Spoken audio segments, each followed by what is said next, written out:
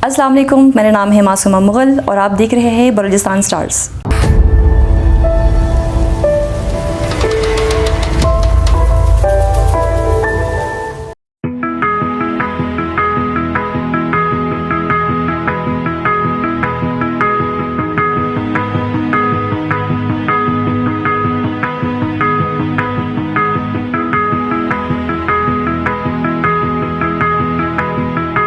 अस्सलाम वालेकुम, मेरा नाम मासूमा मुग़ल है और मैं हज़ारा टाउन से बिलोंग करती हूँ और मैं बलूचिस्तान के हज़ारा कबाइल से मेरा ताल्लुक़ है।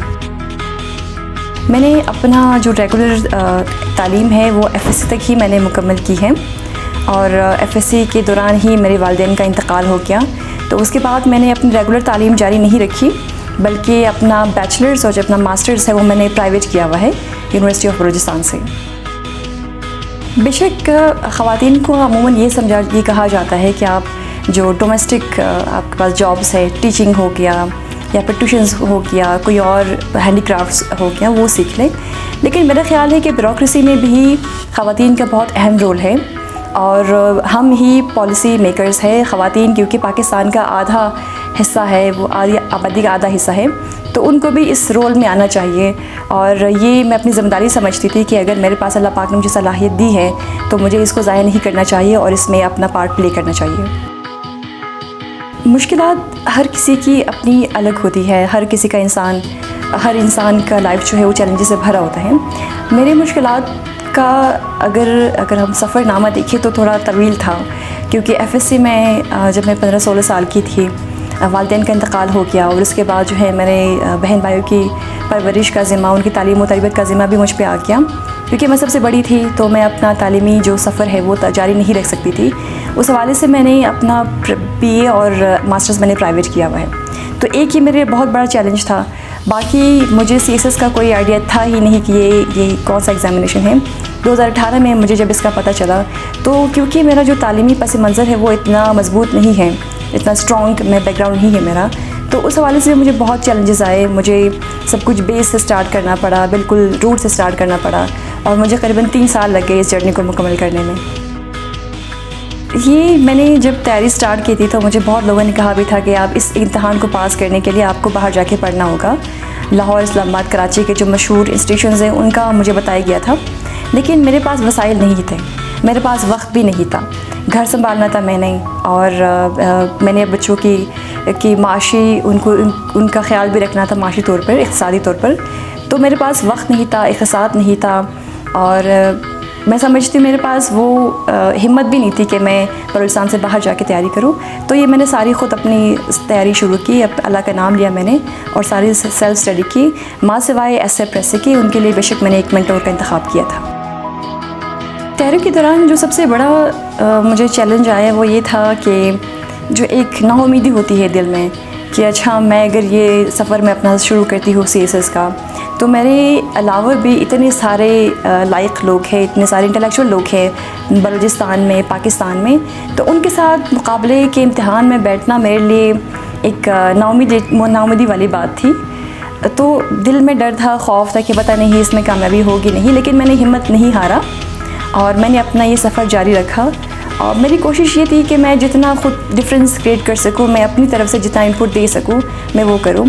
और ये भी था ना कि कभी कभार लोगों की तरफ से एक डिस्करेजमेंट आ जाती है और वो आपको कहते हैं कि अच्छा इतने सारे लोग, हज़ारों लोग इसमें बैठते हैं, कामयाबी मुमकिन नहीं है। ये भी मेरा चैलेंज था और इसके साथ मैं जॉब भी करी थी, जॉब के साथ अपनी पढ़ाई को मेंटेन रखना भी मेरे लिए बहुत मुश्किल था, लेकिन अल्लाह के करम से ये सब कुछ हो गया। आपने जॉब्स की बात की तो मैंने जो अपना पहला जॉब स्टार्ट किया था वो पोलियो एरेडिकेशन प्रोग्राम में एज एन एरिया सुपरवाइज़र मैंने स्टार्ट किया था। उसके बाद वर्ल्ड बैंक का एक बहुत ही इंपॉर्टेंट प्रोजेक्ट है, उसमें मैंने as monitoring and evaluation officer मैंने काम किया। उसके बाद WFP का एक नेशनल प्रोजेक्ट है, बेनज़ीर नेशनल प्रोग्राम, उसमें भी मैंने as an monitoring and evaluation officer मैंने काम किया और करेंटली मैं UNHCR में काम कर रही हूँ। अच्छा, मैं ये अपनी बहुत इंपॉर्टेंट इसमें बात रेज़ की और मैं इसको क्लैरिफाई करना चाहूँगी कि जब आप CSS का इम्तिहान देते हो और जब आप उसका पास करके, इंटरव्यू पास करके जब आपकी एलोकेशन होती है तो CSS में 12 ग्रुप्स होते हैं। इसमें जैसे कि DMG ग्रुप हो गया, PSP ग्रुप हो गया, फॉरेन सर्विस हो गया, इसके साथ कस्टम्स ग्रुप हो गया। तो इस तरह के 12 ग्रुप्स होते हैं और उसमें सीट की अवेलेबिलिटी, आपका मेरिट नंबर और साथ में आपकी जो इंटरव्यू मार्क्स के सबको मिला के आपकी एलोकेशन होती है। तो मेरी एलोकेशन हुई है पोस्टल ग्रुप में, पोस्टल सर्विसेज में। देखिए अभी इसके बाद माशाल्लाह से अल्हम्दुलिल्लाह से कम्युनिटी की तरफ से, मेरी पूरे लोगों की तरफ से, प्रोविंस की तरफ से मुझे बहुत इज़्ज़त मिली है और मुझे बहुत एक मकाम बख्शा गया है। तो मैं समझती हूँ मेरे ऊपर एक ज़िम्मेदारी आ गई है कि मैं अपने इस ओहदे का या फिर जो इन्फ्लुएंस मेरे पास है इसका मैं एक मुस्बत इस्तेमाल करूँ और जो बाकी यूथ है, बाकी जवानान हैं, उसके लिए मैं एक मशाल बनूँ। क्योंकि आप देखिए, मैंने देखा हुआ है कि पाकिस्तान में, स्पेशली बलूचिस्तान में, एक मायूसी का माहौल बना हुआ है। हमारे जो जवान हैं वो कहते हैं कि पढ़ाई करके हमें कोई मकाम हासिल नहीं होता या हम जितना बढ़े उसका कोई फ़ायदा नहीं होता। तो मैं चाहती हूँ कि उनके लिए एक राह हमवार करूँ, उनके लिए एक मशल बनूँ कि अगर मैं इन कम वसाइल के साथ या फिर मुश्किलात के बावजूद अगर मैं ये चीज़ क्लियर कर सकती हूँ या मैं मकाम हासिल कर सकती हूँ तो बाकियों के लिए तो इंशाल्लाह बहुत ईजी होगा इंशाल्लाह।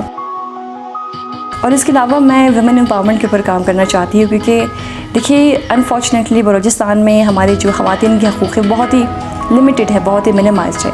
तो मैं चाहती हूँ कि उनके लिए भी एक रास्ता बने कि हम जो है किसी से भी कम नहीं है, ख़वातीन और मर्द बराबर के उनकी हकूक़ है और बराबर की उनकी सलाहियतें हैं तो वो आगे आ सकती है।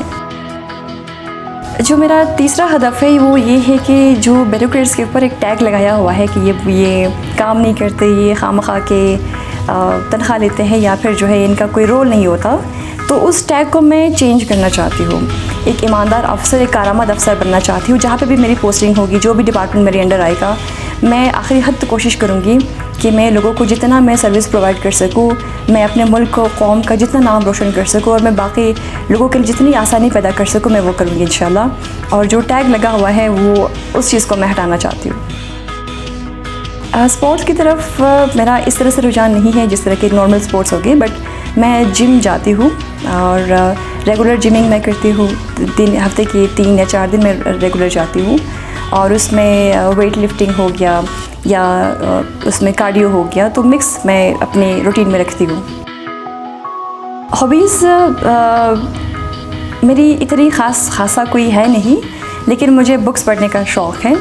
ये भी बहुत ही एक टिपिकल चीज़ समझा जाता है कि बुक्स पढ़ना तो हर किसी का शौक़ है, लेकिन मैं समझती हूँ कि बुक्स को मैंने अपना एक साथी बना लिया है कि अगर मैं कभी मैं दुखी होती हूँ या फिर कभी मैं खुश होती हूँ, अगर मुझे थोड़ा वक्त मिलता है तो मैं अब किताबों के साथ दोस्ती करना पसंद करती हूँ। इसके अलावा मुझे हैंडीक्राफ्ट्स का भी शौक़ है। कुछ जो भी मुझे नए हैंडीक्राफ्ट सीखने को मिलता है या फिर करने को, हैंड एम्ब्रॉयडरी करने को मिलता है कपड़ों के ऊपर या फिर किसी भी चीज़ के ऊपर, तो मैं वो स्टार्ट करती हूँ। और लास्टली मुझे हाइकिंग का बहुत शौक़ है। मुझे जब भी मौका मिलता है तो मैं हाइक करने जाती हूँ। मैं समझती हूँ कि सोशल फील्ड में आना हर इंसान का फ़र्ज़ है, ये लाज़िम मलज़ूम है, क्योंकि बहैसियत अशरफुल मखलूक़ात हमें अपने भाई बहनों का ख्याल हमेशा रखना चाहिए। और मैं ये भी समझती हूँ कि जो भी आप नेक काम करती है वो पोशीदा होना चाहिए, वो ऐसे अफ़ज़ा आपने नहीं करना चाहिए।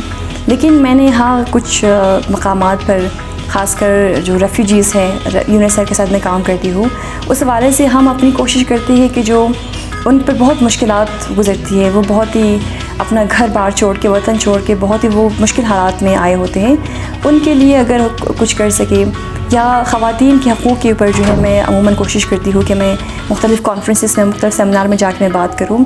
या इसके अलावा जो हमारे यूथ हैं, मैं कोशिश करती हूँ उनके लिए, उनके पास में जाके जो करियर काउंसलिंग है वो मैं करूँ, या फिर उनको जो मुश्किलात का सामना है, जो दुश्वारी का सामना है, उनके साथ में बैठ के वो चीज़ें मैं वो सॉर्ट आउट करूँ। और लास्टली मैं ये भी करती हूँ कि मुझे जहाँ भी मौका मिलता है मैं बैठ के, चाहे वो मेरे बड़े अहबाब है, दोस्त अहबाब है, चाहे मेरे दोस्त है, बैठ के मैं ये डिस्कशन में स्टार्ट करती हूँ कि हमें बहसत एक फ़र्द, बहसत अशरफुल मखलूक़ात, हमें अपने माशरे में कैसी तब्दीली लानी चाहिए। अगर वो तब्दीली एक सोच की तब्दीली होगी तो भी मैं अपने आप को ये बहुत इसकी कामयाबी समझती हूँ। ये मेरा बहुत बड़ा हदफ़ है और ये मैंने तहैया किया हुआ है कि मैं वुमेन एम्पावरमेंट के ऊपर और यूथ के लिए मैं हमेशा गामज़न रहूँगी, इस पर मैं मेहनत करूँगी। क्योंकि देखिए ख़वातीन और जो हमारे जो जवान हैं वो रीढ़ की हड्डी की हैसियत का काम करती है। पाकिस्तान में आपको पता है कि हमारी आधी आबादी वो ख़वातीन की है और करीबन 60% जो हमारी आबादी है वो जवानान की है, वो जवानों की है। तो इसके ऊपर ख़वातीन को मैं चाहूँगी कि मैंने हमेशा से कहा हुआ है कि मैं जो भी मुझे अप्रोच करना चाहें, कोई भी मसाइल हो, कोई भी इशू हो, मैं हमेशा उनके लिए रहूँगी, अवेलेबल रहूँगी, वो मुझे अप्रोच कर सकते हैं। यूथ के लिए मैं सबसे चीज़ ये कहूँगी मैं करियर काउंसलिंग, क्योंकि हमारे यूथ का मुझे सबसे बड़ा मसला ये लगता है कि वो अपनी पढ़ाई तो मुकम्मल कर लेते हैं, वो अपने फ़ील्ड का इंतखाब भी कर लेते हैं, लेकिन उनको आगे जाके नहीं पता उन्होंने क्या करना है। उनको लगता है हमारे पास बहुत ही लिमिटेड अपॉर्चुनिटीज़ हैं, इंजीनियर, डॉक्टर या कोई भी इस तरह के जो बेसिक चीज़ें हैं उनके पास हमारी सिर्फ यही अपॉर्चुनिटीज़, ऐसा नहीं है। हमारे पास बलूचिस्तान में, पाकिस्तान में बहुत सारी अपॉर्चुनिटीज़ है और मौक़े हैं जो कि आप अवेल कर सकते हैं। मेरा हदफ होगा, मेरा मकसद होगा कि मैं ख़वातीन के लिए और जवानों के लिए इस तरह की राह हमवार करूँ। यूथ के लिए मैं कहूँगी कि आप हमारा फ्यूचर है, आप हमारे मुल्क का, हमारे कौम का और हमारे आइंदा, आपके ऊपर हमारा आइंदा रखा हुआ है। अब हमारे मुल्क कौम का असासा है, तो आपने अपना वक्त का ज़िया नहीं करना। आपके पास जितने भी वसाइल हैं, बहुत ही महदूद वसाइल होंगे मुझे पता है, लेकिन आपने उसका एक मुस्बत इस्तेमाल करना है और आपने जो है अपना किरदार अदा करना है। ये बात याद रखिए कि जो एहसास ज़िम्मेदारी है वो हम सब के ऊपर होनी चाहिए। मैं ये नहीं कह सकती कि मेरे पास वसाइल कम थे तो मैं इस फील्ड में आगे नहीं जा सकी या अपनी तालीम मुकम्मल नहीं कर सकी। तो बहैसियत एक पाकिस्तानी सिटीज़न या बहैसियत ये कि आप हमारे मुल्क का मुस्तक़बिल हैं, मैं कहूँगी कि आप एहसास ज़िम्मेदारी लें, अपनी पढ़ाई की तरफ तवज्जो दें और अपने आप को एक ऐसा फ़र्द बनाएं जो एक मुफीद, एक करामत फ़र्द साबित हो माशरे के लिए। मैं ख़वातीन के लिए एक अलग से पैगाम देना चाहूँगी कि देखिए, ये एक बहुत ही अफसरदा बात है और बहुत ही अनफॉर्चुनेट बात है कि हमारे पास ख़वातीन के हकूक़ इतने ज़्यादा नहीं हैं, लेकिन शऊर आना शुरू हो गया है, लोगों के अंदर एक्सेप्टेंस आना शुरू हो गया है।